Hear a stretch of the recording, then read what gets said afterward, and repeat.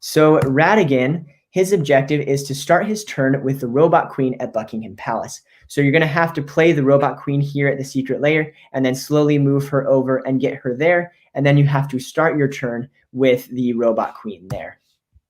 Now, Ratigan's objective is going to change throughout the game. So at the start of the game, he's going to have this objective that we just showed. Start your turn with the Robot Queen at Buckingham Palace.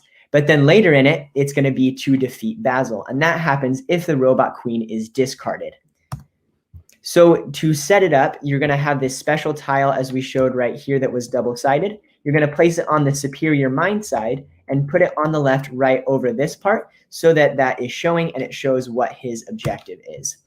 So the Robot Queen, in order to achieve Ratigan's objective, you have to find her first, play her to the Secret Lair, and move her over to Buckingham Palace. You're going to have to pay 15 power to play her.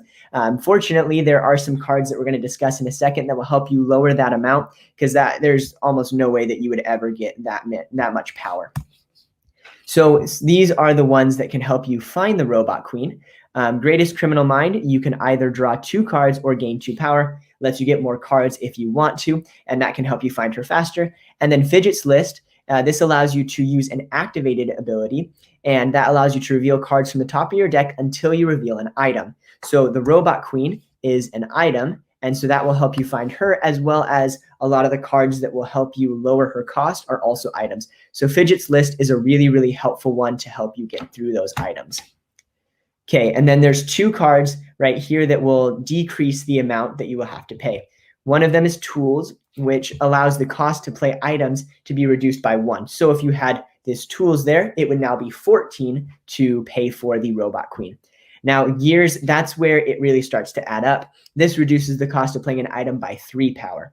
So this means if you have like 3 of them out there, it reduces it by 9. You're only having to pay 6 instead of 15, which is a lot more likely that you will get 6. 15 is just way too high.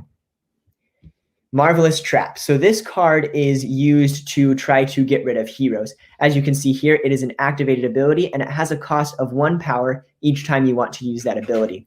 So it says, before Ratigan moves on your next turn, defeat all heroes at this location and discard Marvelous Trap. So what's going to happen is you are going to activate the ability and set the trap. And then once that happens, if anybody's playing a fate action and they move a hero, then they would be safe. But if they're still there at that same location, then they're going to be defeated on the next turn. Now, that's really, really powerful because you don't have to use any allies or anything. You're just using this one card to get rid of it. So then, like it says here, you're going to leave the power on the card to indicate that it's been activated and it's going to go off on the next turn. And like it said, it's going to be discarded no matter what. So even if all of the heroes are gone, you're still going to have to get rid of it on the next turn. And then something important to note is that if you have the Robot Queen at Buckingham Palace and the Mouse Queen is defeated with the trap, you don't immediately win. You have to wait until the start of your next turn. The Mouse Queen says that you can't win as long as she's out there. And so even once you get rid of her, you still have to start your turn, as that's what it says on the objective. The Great Mouse Detective, which is Basil, he is Ratigan's adversary. So when Basil is played or moved, he discards an item from his new location. There are other fate cards that can move him, which makes him a constant threat to trying to keep the Robot Queen alive. So if Basil plays this one here on this location, the Robot Queen would then be discarded to the villain discard pile, and Ratigan's tile would be flipped over to show Ratigan the Rat, whose new objective is to defeat Basil. And you need to know that once Ratigan's objective changes, it's never going to change back. So once that happens, you don't need to worry about the Robot Queen anymore. Your only objective is to get rid of Basil, and once you do that, you will immediately win. So that can be helpful because the other one is to start your turn with the Robot Queen, but this one is just to defeat Basil. So if you can pull it off to defeat him, you win immediately.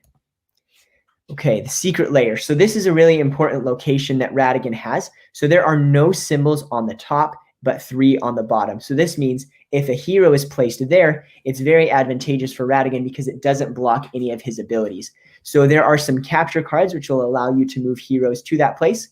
And then there is the hero Flavershem, which we'll show over here in the next slide. And that will reduce the cost of the Robot Queen. And Fidget's going to help you find him so that Flavershem can capture him later.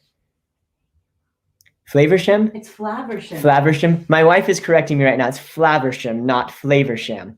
I like Flavorsham better, and I might continue to use that just for fun. No. But for those who are Disney followers, I guess it's Flaversham.